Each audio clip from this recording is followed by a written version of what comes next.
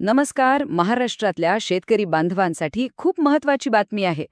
खरीप हंगामाच्या पीक विमा परताव्याबद्दल एक ताजा आणि महत्वाचा अपडेट आपण आज पाहणार आहोत. तर सगळ्यात मोठी बातमी हीच आहे. 17,500 रुपये. हो, बरोबर ऐकलं. ही रक्कम प्रति हेक्टरी खरीप हंगामासाठी थेट शेतकऱ्यांच्या बँक खात्यांमध्ये जमा व्हायला सुरुवात झालीय. तर मग आज आपण काय काय पाहणार आहोत?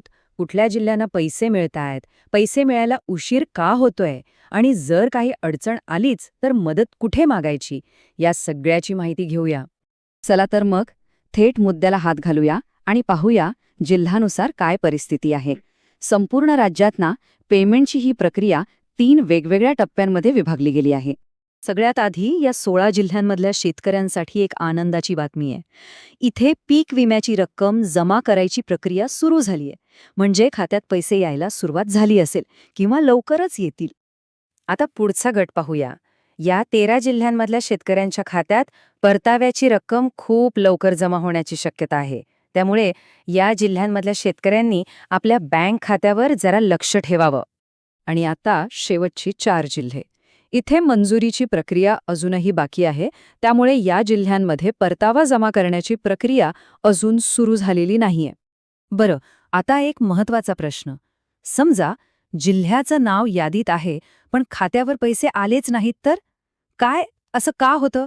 चला, त्याची काही सामान्य कारणं बघूया. अनेकांच्या मनात हाच प्रश्न असेल की आपलं नाव वाटप सुरू यादीत आहे, पण मग पैसे का बरं मिळाले नाहीत?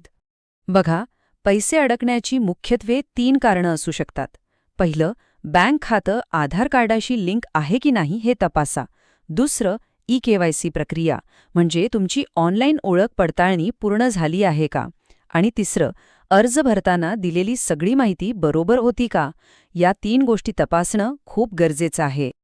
आता समजा हे सगळं तपासून झालंय आणि तरीही पैसे जमा झालेले नाहीत, तर मग काळजी करू नका. एक महत्वाचं पाऊल आहे जे आपण उचलू शकतो. यासाठी सरकारने एक खास हेल्पलाईन सुरू केली आहे. इथे मदतही मिळते आणि आपली तक्रार सुद्धा नोंदवता येते. हा नंबर नीट लिहून घ्या. 14,447. मी पुन्हा सांगतो, 14447.